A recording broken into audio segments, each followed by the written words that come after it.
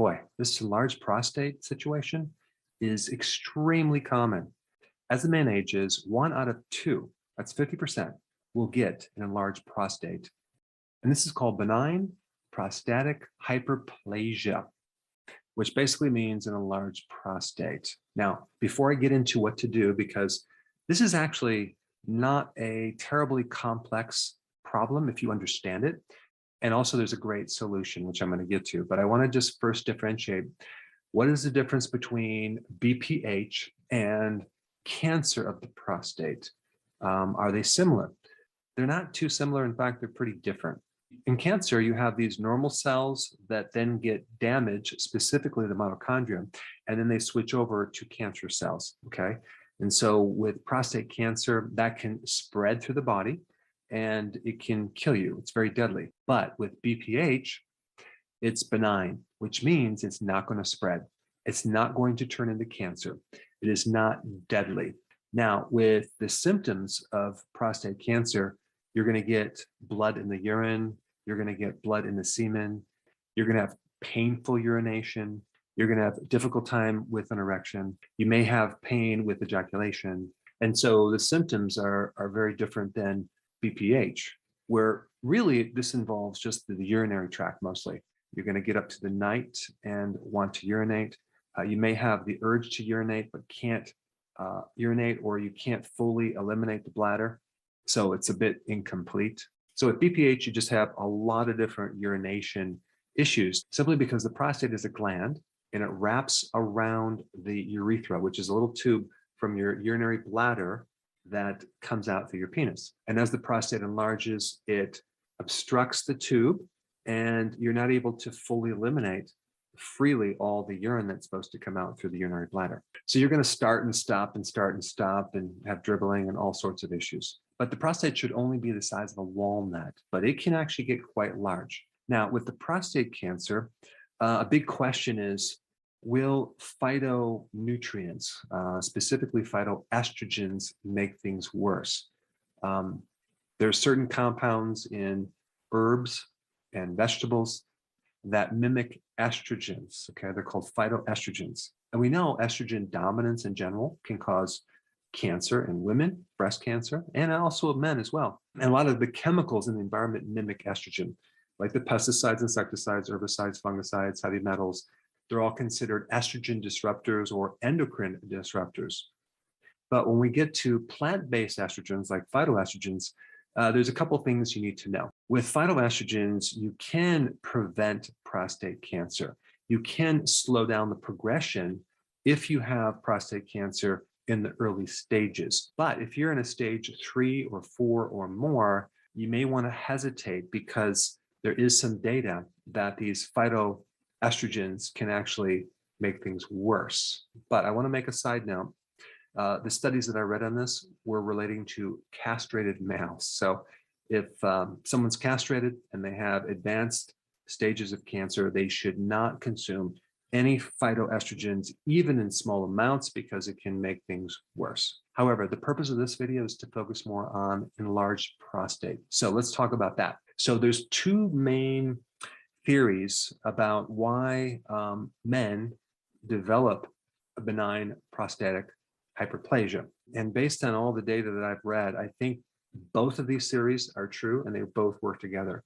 The first theory has to do with as a man ages, okay, their testosterone goes down. And both men and women have both testosterone and estrogen. And so as a man ages, as their testosterone goes down, their estrogen goes up in relationship. So they have this ratio of lowered testosterone and higher estrogen. That's what occurs with aging. And if anything can be said about BPH, it is that it's involved with aging, factors of aging. So number 1, we have lower testosterone and higher levels of estrogen. And estrogen makes things grow, especially the prostate. Estrogen also can cause your pituitary to trigger another hormone called prolactin that can also enlarge the prostate. As one ages, many times they gain more weight, they have more fat, and the more fat you have, the more estrogen you're going to have too, because there's a certain enzyme that will convert your testosterone to estrogen. And that enzyme is called aromatase. And this happens in both men and women. And if your liver's been damaged, let's say it's inflamed, let's say you have a fatty liver or you have cirrhosis, scar tissue of the liver, you're going to generate more estrogen. And I'm sorry to have to tell you this if you like to drink beer, but alcohol, especially beer, will affect the liver in that you're going to raise your estrogen levels a lot higher than your testosterone. So alcohol in general, lower your testosterone and raise your estrogen. Okay, the other thing that I want to mention, and this is important to understand, there's 3 types of estrogen, okay? You got estrogen 1, 2, and 3. And these estrogens out there, they kind of connect to these little receptors, okay, in different parts of the body. It's only the estrogen 2 that can enlarge the prostate, not estrogen 1 or estrogen 3. And all those phytoestrogens, those plant-based compounds that affect estrogen, only affect estrogen number 1, not 2, not 3. So phytoestrogens do not enlarge the prostate. However, they do attempt to go into the receptors in estrogen 2 and end up blocking them. So other types of estrogen cannot create the effect. So they help lower the estrogen 2, which indirectly protects you against this prostate enlargement problem. So when you hear all this information out there about plant-based estrogens enlarging your prostate, it's absolutely not true. It's not going to happen. All right, the second part of this puzzle involves testosterone. As your testosterone decreases, you also have a powerful form of testosterone called DHT, okay? That increases. DHT is responsible for hair loss. It's also responsible for the enlargement of your prostate. So as you age, you have lower testosterone and higher levels of DHT. Those people that have genetic problems where they can't make DHT never develop an enlarged prostate. So the question is, what's making more of this DHT?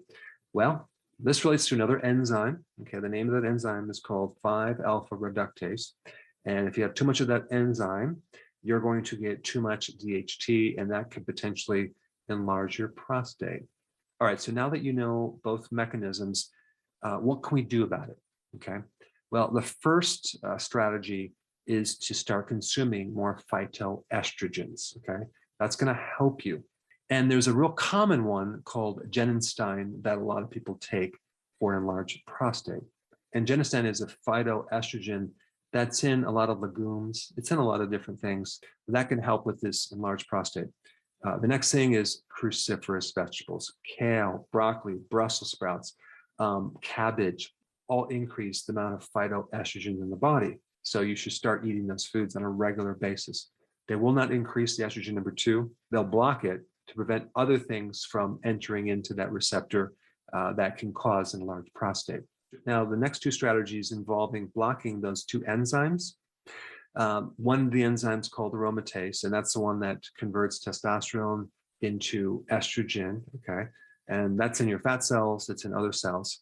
And so you want to take aromatase inhibitors, okay? Now, certain medications for the prostate do it synthetically. I recommend doing the natural versions of that. And believe it or not, I released a video recently by blending the entire lemon, the lemon peel, the white part, the seeds, everything, every morning with some stevia, and you would blend it in some water and drink that. Apparently citrus peels, okay, from lemons and limes can act as an aromatase inhibitor. So if you haven't seen that video, I put it down below. It's a real easy thing to do, and it'll also give you a lot of vitamin C and other things as well. Another really powerful aromatase inhibitor is stinging nettle root. I like stinging nettle root a lot because it's a great anti-inflammatory as well. So if you have arthritis, definitely want to take that one.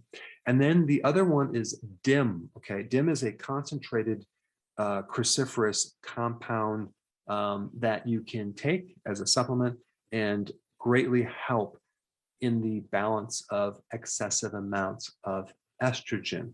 And then the third category is to block the other enzyme called 5-alpha reductase. And so you want to inhibit that enzyme.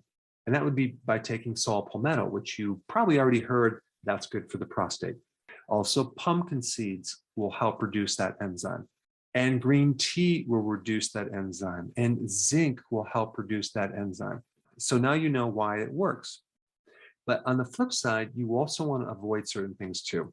High levels of insulin can act as a growth factor for your prostate. So you definitely need to go low carb, as well as doing intermittent fasting. I would also avoid dairy products because dairy has some estrogenic compounds. And you may have already connected the dots between times that you, for supper, had more dairy, and then that night you're getting up having more urination problems or having problems voiding. So dairy is a factor. Then we have alcohol. Okay, if you want a good alternative for alcohol, I would try kombucha tea. It's similar in texture to beer, and it gives you a nice relaxation effect. Now, the other point I want to bring up is plastics.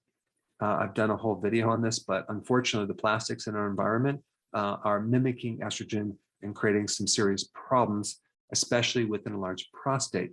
An average person in the US consumes the amount of nanoplastics that would equal the size of a credit card. So I do have a video on that, and I put that down below as well. If you're drinking water and without a filter, like tap water, you're going to be getting a lot of compounds that mimic estrogen as well, especially those plastics. So you want to get a water filter for your house. And then you have the hormones in the foods, right? So if you're not consuming many organic foods and you eat out at a fast food restaurant, you're getting a lot of hormones that are coming from the animal products that are being mimicked from the pesticides, herbicides, fungicides, things like that. Now, as a really simple thing that you can do right off the bat is to start including whole lemons, okay, in the blender with water every time you get up in the morning. If you haven't seen that video, I'm going to put it up right here. Check it out.